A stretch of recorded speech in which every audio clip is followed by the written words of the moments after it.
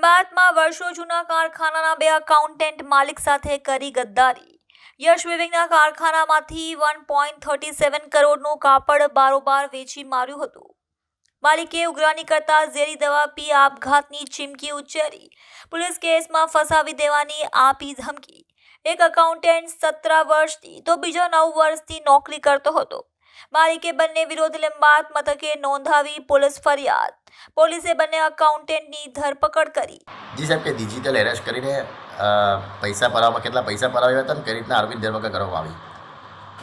લીંબાયત police સ્ટેશનની અંદર એક અરજી તપાસ ચાલતી હતી. આ અરજી તપાસના અંતે લીંબાયત પોલીસ સ્ટેશનમાં છેતરપિંડી વિશ્વાસઘાતનો એક ગુનો દાખલ કરવામાં આવ્યો છે. ગુનાની વિગત એવી છે કે જે ફરિયાદી છે વિઠ્ઠલભાઈ ગણેશભાઈ ધામલિયા, જે યશ વિવિંગ, સૂર્ય કિરણ વેવ્સ અને આરવી ફેબ્રિકેશન નામની 3 પેઢીઓનું એ મેનેજમેન્ટનું કામ કરે છે.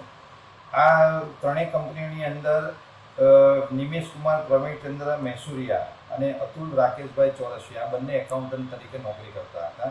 આ બંને એકાઉન્ટન્ટે કંપનીના ધ્યાન બહાર કુલ 5,966 ટાંકા કપડું કંપનીને જાણમાં રાખ્યા વગર બારોબાર એ લોકોએ વેચી નાખેલું હતું, જેની બજાર કિંમત જોતા 1,41,85,000 જેટલી કિંમત થાય છે. આમ આ લોકોએ 1,41,85,000 રૂપિયા કંપનીને જાણમાં રાખ્યા વગર બારોબાર એ લોકોએ વેચી કાઢેલા હતા. આ જ્યારે ફરિયાદી છે એમણે ઓડિટિંગ કરતાં એ લોકોના ધ્યાનમાં આવેલું હતું કે બંને એકાઉન્ટન્ટે કંપનીની જાણ બહાર વેચી લીધું છે.